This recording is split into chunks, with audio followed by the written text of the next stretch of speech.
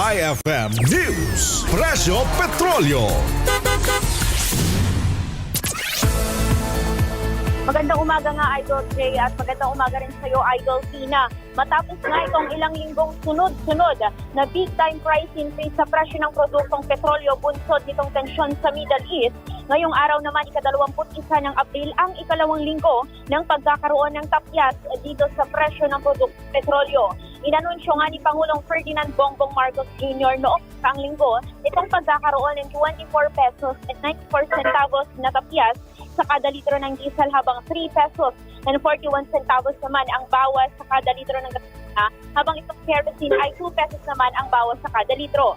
Sa pakikipanayam ng IFM News Team kay Ginoong George Mamawag, tricycle driver sa Cauayan City, bagya naman nilang naramdaman itong pagbaba ng presyo ng gasolina noong nakaraang linggo. Gayunman, naniniwala rin ito na sa kabila ng posibleng pagbaba pa ng presyo sa mga susunod na linggo, ay malabo na bumalik sa dati ang presyo ng gasolina. Anya, ipagpapasalamat na lamang niya kung maibababa pa sa 60 pesos kada litro ang presyo ng gasolina. Yes ma'am, naramdaman po namin ng mga tricycle bond. Kaya lang, yung mga presyo ko po ng bilihin, hindi pa namin naramdaman kung bumaba o hindi. Okay lang naman ma'am kasi hinutay-utay naman nila yung pagbaba ng gasolina ma'am. Hindi naman biglaan naman daw. Para sa akin ma'am, ang kuwang ko hindi naman siguro babalik din sa dati. Pero bumaba. Bababa, pero sa dati, hindi na siguro kasi itong kalagayan ng mga nangyayari, apektado naman tayo sa mga nangyayari sa Middle East, siguro matutuwa na tayo pag-aabot pa ng mga 60, ganun.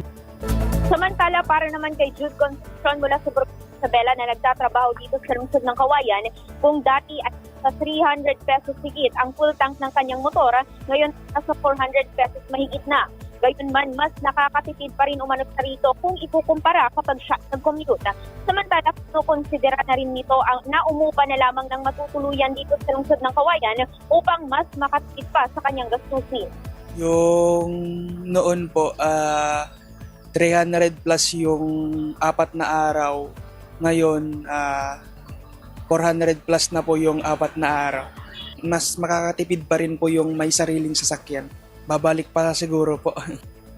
Samantala, para naman si driver na si Ginoong Feliciano Miguel, nakulangan nito sa 20 pesos na rollback sa diesel noong nakaraang linggo. Kaya naman ipinagpapasalamat nito na mayroong panibagong rollback ngayong araw. Anya, makatutulong ito sa katulad ng jeepney driver na dumadaing pa rin dito sa tumal ng kita dahil sa mataas na presyo ng petrolyo ngunit sa kaunting bilang ng pasahero. Dagdag pa nito, hanggang ngayon umano ay nag-iistay pa rin sila ipinangakong tulong ng pamahalaan para sa kanilang mga PUV drivers na halos isang buwan na rin nilang hinihintay.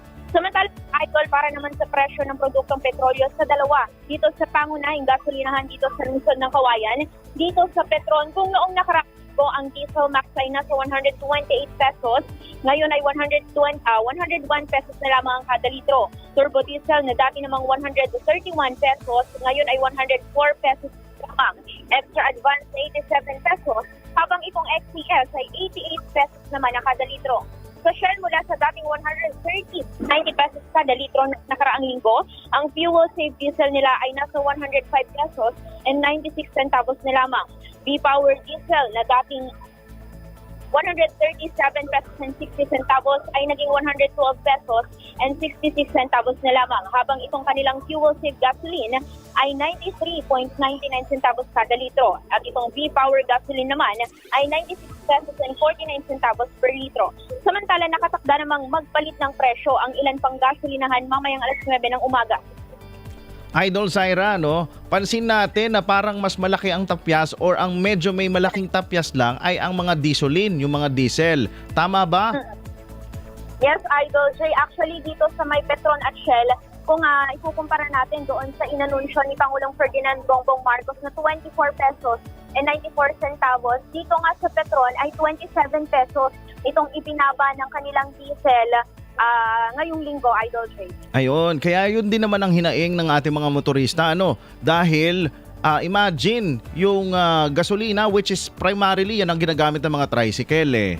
Oo, 'di ba? May mga jeep din na ganyan din na gasolina din ang gamit. So parang ganun pa din ang presyo, parang konti lang yung konti lang yung nabawas.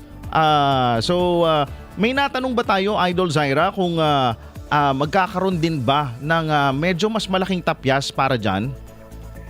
Actually, Idol J, ito kasi nga pagbabago ng presyo dito sa produktong petrolyo natin ay nakadepende dito sa international market natin. So walang kasiguraduhan, Idol J, kung magkano yung ibababa ng presyo dito sa gasolina, diesel at kerosene natin linggo-linggo. So ang update dyan siguro sa mga susunod na araw na base dito sa monitoring ng Department of Energy dito sa international market, Idol J.